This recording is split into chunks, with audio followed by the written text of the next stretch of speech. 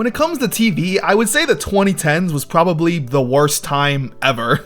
The internet was on the rise and television all across the board was struggling to make anything good. Cartoon Network was probably the only network having a renaissance of good programming, but everyone else was having just the worst garbage you've ever seen in your entire life. And one of the biggest victims of this, I would have to say, was Nickelodeon. Now look, I grew up on Nickelodeon. I would do anything for that network. It gave me so many of my precious childhood memories, as sad as that sounds. And by 2010, I was one of those people who was just spending time on the internet more than watching TV. But occasionally, when I would turn on the TV and see what was on Nickelodeon, sausage fingers, pulsating eyeballs, tongue zits, turtle brain, I was constantly upset. So what we're gonna do today is kind of have a little retrospective and run through of Nickelodeon in the 2010s. Now, hey, I know there's gonna be some people who are watching this video who are younger than me, and maybe you grew up in the 2010s and you loved it so much. And hey, that's great. I need to hear that back and forth dialogue, because this is coming from somebody who only knew pain. So what better place to start than with the cartoons? Two cartoons made their debut in 2010, and they went by the names of Tough Puppy and Planet Sheen.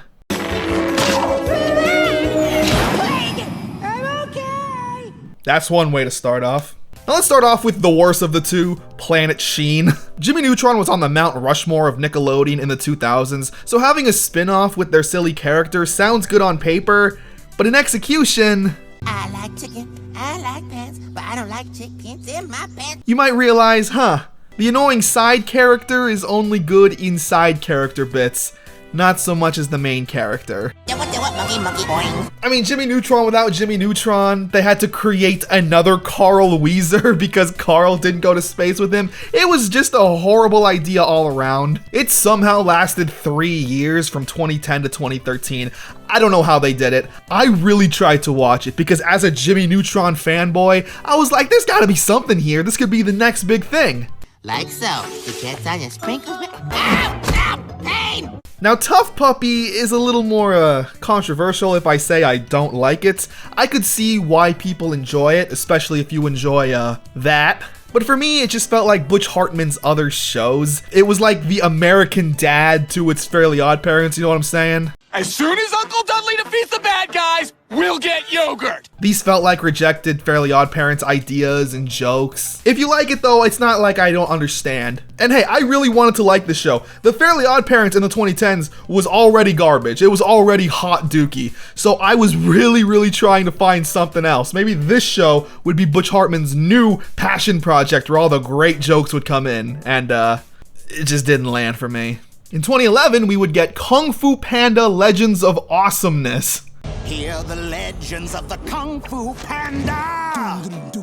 Now, Nickelodeon really loves to do this. They did it with Jimmy Neutron, where they took a kid's movie and then they turned it into a series. Now, hey, I love the movie, but the TV show, it lacks something. Mainly Jack Black. Now, Jack Black was not in this show. That's the whole reason you would want to watch Kung Fu Panda anything, is Jack Black has so much charisma and energy. However, I will say something good. The voice actor who is doing Poe, he's given it sucks. When I was younger, I thought that was Jack Black. It's bird poop? Ow! Ew! I just touched bird poop. He's giving it his all. He is going so hard to make this feel like Jack Black, like the original Kung Fu Panda. That scorpion is controlling your mind. That's awesome.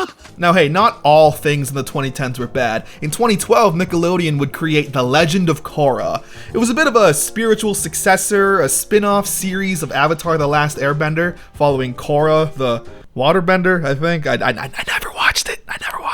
You know, I've heard Avatar is very good. I just never sat down and watched it. As a kid, when Avatar first came out, my ADD brain, it was too slow. I needed a SpongeBob. I needed silliness all the time. I was a problem, stupid child.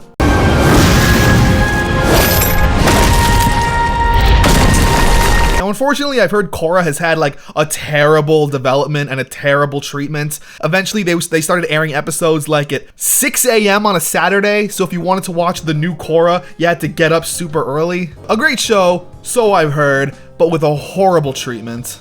Continuing on the positivity train, we had Teenage Mutant Ninja Turtles in 2012 as well. Mikey? Have you lost your shell? It's the Turtles, but now in a weird 3D look. Now, that 3D aesthetic is the whole reason why, again, I just didn't watch it. I thought it looked ugly at the time. However, upon rewatching it years later, I did appreciate it. It is super funny, it's charming.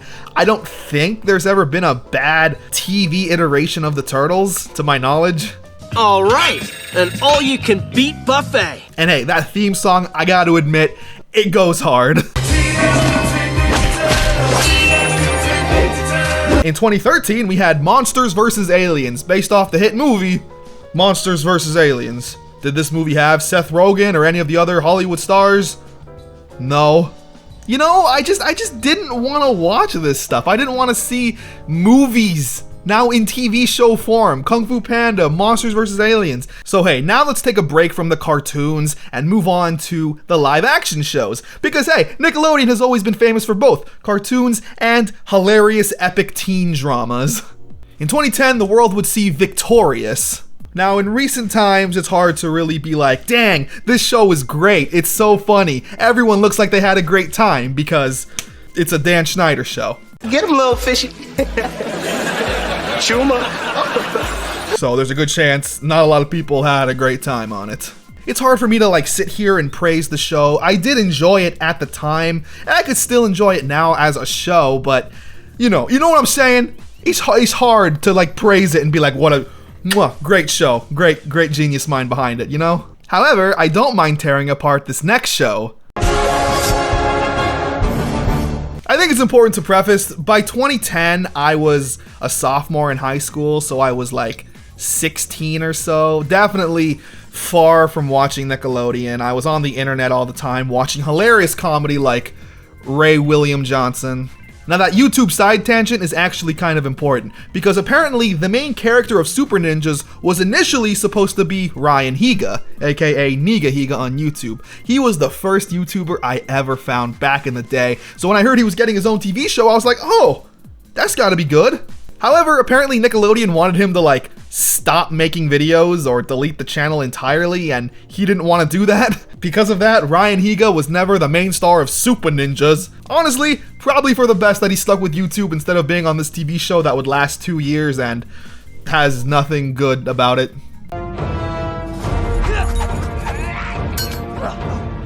I mean, look, it's charming enough, I guess. It was a bit of an action and a comedy, so I'll at least give it props for trying to do something different, but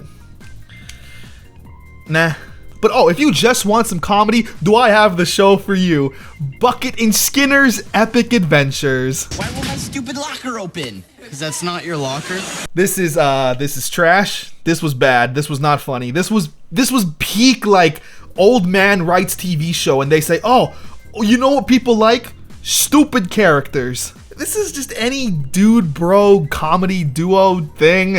It ran its course. It's over. Beavis and Butthead, Drake and Josh. You're too late. It's 2013 or something. No one is watching this stuff. It was a show about two buddies named Bucket and Skinner. One was normal, one was stupid. Shenanigans. It's every TV show you've ever heard of. The most epic new series on television is coming to Nick. Now, speaking of YouTubers who did get TV shows, Marvin. Did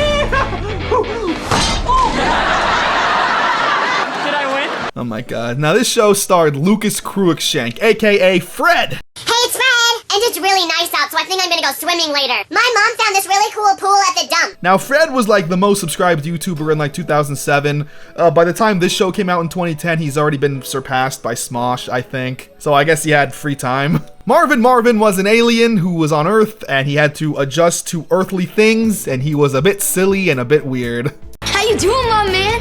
I've been practicing my American slang for this very question. Whatever, keep it on the DL, my brother from another mother. That's it. I mean, why didn't they just give Fred his own TV show? At this time, Nickelodeon was making tons of Fred movies. I actually like the Fred movie, the first one at least, even though it is objectively a dumpster fire. It's a fun dumpster fire. So I don't know why they just didn't give him his own TV show. I'm ready to go inside the pool. 1, 2, 3. In 2013, Dan Schneider would strike again with Sam and Cat, starring Sam from iCarly and Cat from Victorious. He gave up, I guess. He gave up on trying. He just took 2 of his characters and put them in another show.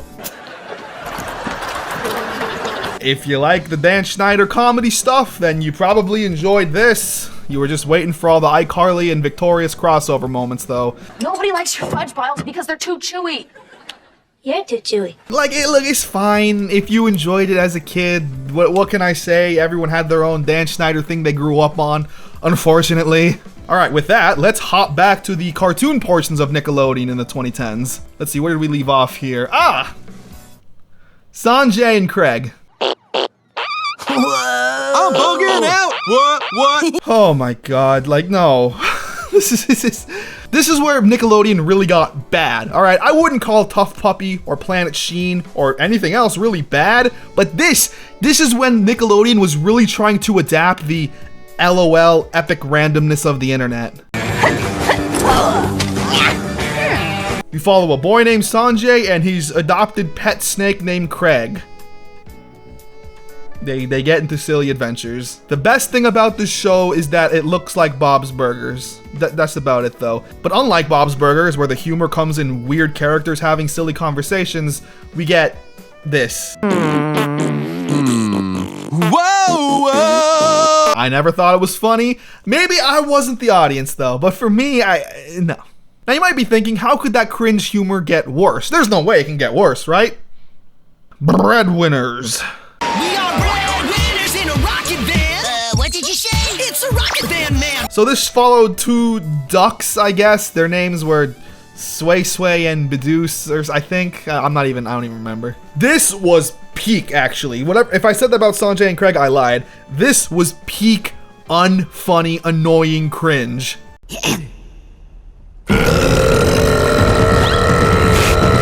Like, visually, I like the show. I even like it conceptually. It's 2 ducks who deliver bread. That's it. But the comedy comes from just insane ADD nonsense all the time. It has everything wrong in a TV show. It's got characters who do epic raps. They talk like yo, yo, yo, like they're in the 90s still. We're official Viking ducks, Viking ducks, Viking ducks. It's just so annoying. There's literally no jokes. It's just fart and loud noise, and that's it. I hated this show. I don't even care. I've been trying to give the benefit of the doubt, saying, look, if you liked it, that's okay. But with Breadwinners, if you liked it, you've lost the right. 2013, 2014, obviously a terrible time to watch TV. However, in 2015, we would get a little bit of levity with a show called Harvey Beaks. Growl like this. Yeah, that's it. I love this show so much. I remember watching it years ago and being like, oh, Nickelodeon's actually making good TV shows again. We follow this little guy named Harvey who lives in the forest with all of his other cute woodland creature friends. Harvey is an introverted kind of guy. He's very shy. He's very, timid, I guess is a good word. And along with his 2 friends, Fee and Foo, who are creatures, Fee and Foo are more extroverted, they're more adventurous, they're more spontaneous, and that's the gimmick of the show. It's a slice of life where these 2 extroverted weirdos hang out with the introverted weirdo and they have fun. My onion ring! The price has gone up. I'll throw in this sticky candy wrapper. I guess this'll do. It's nice just having a show with heart again. Like, it's clear Nickelodeon was trying to compete with the internet with its epic LOL randomness stuff, and it just didn't work. Harvey Beaks was made by C.H. Greenblatt, the guy who made Chowder, and you could tell that there's a lot of Chowder influence in there. It's got the silly characters, silly moments, but at the end of the day, has a lot of heart. He has a name. I don't like your tone. Sorry. Alright, that's enough stupid heart. 2015 gave us the epicness of Pig, Goat, Banana, Cricket.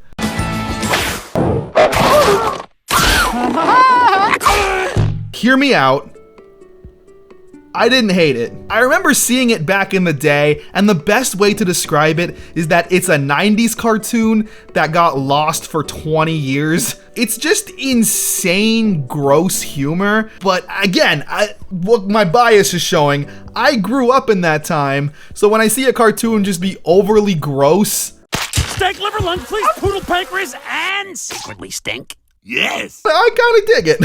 Now, to be fair, most of the other humor in the show is loud epicness, randomness, right? So it's not really good. I couldn't say it's good. I could never recommend Pig, Goat, Banana, Cricket to anybody. We follow 4 characters who are a pig, a goat, a banana, and a cricket. It's like, I don't know, on paper I should hate this show for everything it stands for. 80% of me hates this show, but 20%, something about the nostalgic 90s feeling of it.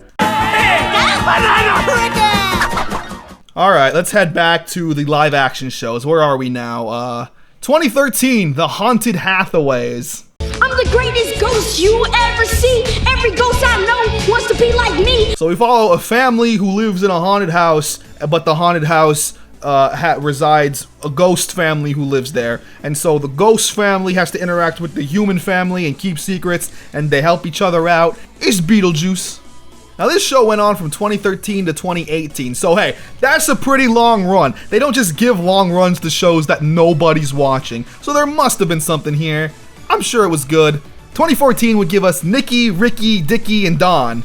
This has got to be some kind of spiritual successor to Pig, Goat, Banana, Cricket. I can't believe you tricked the entire school into thinking that you're cool. It's the power of the internet. It's 4 kids. They did four siblings. They got Nikki, you got Ricky, you got Dickie, you got Don. I don't know what the joke is. Is the joke that Don doesn't rhyme with the other names? Is Don the main character? I don't know. You just watch 4 kids with 4 personalities hang out, you know? Again, what do I know? This show ran for 4 years. There's like 100 episodes of it. They wouldn't do it if nobody wasn't watching. I guess it was good. I remember watching an episode back in the day. I was like, this name is so stupid, I have to check it out. And I watched it and it was fine. Now let's go back in time here to 2013 and 2014. Nickelodeon would give us 2 similar shows made by 2 different people. We had Henry Danger and the Thundermans. Henry Danger was created by Dan Schneider, so already... Thank you. We are professional clowns. It was clear by this time Dan Schneider kind of fell off his horse, because Henry Danger and the Thundermans felt exactly the same, but one was created by a guy who was Nickelodeon's Golden Goose, and the other one was some random guy, probably. I swear, I'm never gonna tell. Can I tell Jasper? No! I never liked Henry Danger or the Thundermans. It's a superhero show, and I get that, like, you can't have Marvel fight scenes.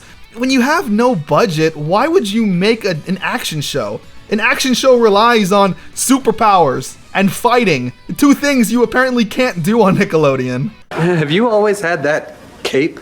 My villain cape? Of course! Like, naturally, these superhero shows are gonna rely on the characters and their human lives, but when they turn into their superhero form and they look like garbage Halloween costumes and there's nothing exciting going on when they're the superheroes, we've lost the point. What's the point of making them superheroes? Now, while I was Googling these shows, I looked up the Thundermans, and apparently the composer of that show was Ron Wasserman. Now, you may not know the name, but you definitely know the music. Go, go, Power Rangers! That's right, he wrote and sang the Power Rangers theme song. You know what? I take back what I said. The Thundermans is great. Henry Danger didn't have Ron Wasserman, huh? Think about that. Master Lion Thunderzord power! What the heck is Max and Shred? I literally have a list pulled up, and one of the shows is Max and Shred. I never heard of this. I watched the promo video on YouTube, and it looks like Bucket and Skinner. A nerd kid and an epic skater. Shenanigans. It's like Nickelodeon so desperately wanted to recapture that magic of Drake and Josh. So they were like, let's just have as many duo bro shows as we can with blank and blank as the title and hope it catches on. It didn't. Okay, we have like officially reached the point where from 2010 to like 2013, 2014, I was still occasionally watching TV because we just had it around the house. But after that, I totally just stopped. We got rid of the TV. We all just accepted that YouTube was our new overlord. So I wasn't watching anything. So I'm looking at these shows right now. Bella and the Bulldogs. The series follows cheerleader Bella Dawson, whose life in Texas takes an unexpected twist when she is recruited to become the new quarterback for her high school's football team. Huh? I have never heard of this. It sounds insane, but according to Wikipedia, Ron Wasserman composed it. So at least it's gotta have a banging soundtrack. And what's this? 100 Things to Do Before High School, 3 childhood best friends set off on a quest to make out the best of their final 2 years of middle school by making a list of 100 things to achieve before they set off to high school.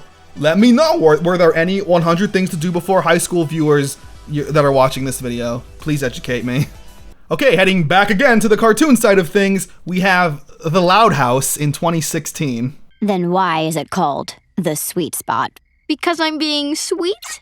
Now, I heard a lot of things about this show back in the day, and I gave it a shot, and it was pretty good. I'll admit, I enjoyed what I watched, mainly because it felt like another return to form show. It was just a slice of life with this boy who lives with his, 10 sisters, which is just the worst bait for fan fiction writers.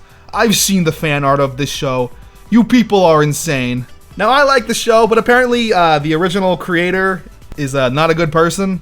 I don't know if I should be praising it too much. I liked it conceptually. It was an enjoyable slice of life show. The Loud House is like Nickelodeon's new golden goose. I've seen they had a spin-off show. I guess Lincoln Loud had a girlfriend who has her own family, and that her family has her own show. They've had live action Loud House movies, which is already the kiss of death. The Fairly Odd Parents had a live action movie, and that was pretty much just the last nail in the coffin. So I don't know, it started off as a nice simple show, but I guess it's blown up to this insane proportion. At least you have the fan art, you sickos. Bunsen is a beast. It's a guy and his little creature, and they hang out. It was created by Butch Hartman, so I guess if Tough Puppy was the American dad to its Fairly Odd Parents, then Bunsen is a Beast is like the Cleveland show. What the heck was that? I don't know. 3 of my 4 stomachs are upset. Welcome to Wayne. I've heard this show is good. It came out in 2017. I was not watching Nickelodeon by this point, so I've heard it's very good. Let me know. Again, we've pretty much reached the point where I can't really say much of anything else. For example, we have The Adventures of Kid Danger, which is an animated version of Henry Danger, which again, in theory and in concept sounds great. Now you can actually animate action. You can animate superpowers, and it's not going to be expensive. And they still didn't do that. The show is stilted, go animate garbage. It is so bad. They somehow made it less actiony than the live action version that has no special effects or powers. This kid's full of good ideas. Come here, you little rascal. In 2018, we get Rise of the TMNT, another Ninja Turtles TV series on Nickelodeon. This one, though, looked more stylized, looked like a good time. I watched an episode or two because everyone was praising it, and hey, they were right. Great show, great time. Heading back to live action, we got the Game Shakers. Dan Schneider's last show, I think, his final live action show before they were like, you're done. This is not it. There's nothing we can really do here for you. Get out. And then in 2016, for some godforsaken reason, they had this School of Rock. I don't just want to teach you guys. I want to inspire you. Like what? What prompted you to make a School of Rock TV show? It wasn't any more relevant than it was back then. Oh, but you want to know the worst part? There's no Jack Black. Love isn't kind, it makes you blind. Yeah, the only reason I could see someone creating a School of Rock TV show in 2016 was because Jack Black wanted to do it. That's the only reason. They instead got some other guy who, hey, he's trying. He's trying to capture that silly, wacky energy, but he's not doing it right. Like, Jack Black's character in the School of Rock wasn't an insane, unhinged person. He was a smartass. He was mean to kids. He wasn't the super duper silly Jack Black that this guy is trying to capture. But my name is Summer. Dude, you can't give yourself a nickname. You'll be Summer. Now, you may have noticed I haven't talked about things like Power Rangers, Power Ranger Samurai, Megaforce, Dino Charge. A lot of these shows aired on Nickelodeon. I love them very much. However, I'm currently doing a long, extensive series on Power Rangers, so eventually I will go more in-depth on those shows. But Power Ranger Samurai was the one in 2010. Nickelodeon went so hard on that. They were constantly promoting it. They had the Macy's Day Parade, the Samurai Rangers showed up. They had so much put into this. They really were thinking this was going to be their show. And to be fair, I'm pretty sure Power Rangers Samurai had a massive viewership. It was insane. But as for everything else, I have zero knowledge of what's going on. I'll read off a couple of TV show names. We have Wits Academy, The Other Kingdom, Legendary Dudas, Night Squad, Cousins for Life. I'm so out of the loop. So yeah, that was my little rundown of Nickelodeon in the 2010s. Honestly, looking back, there wasn't much for me.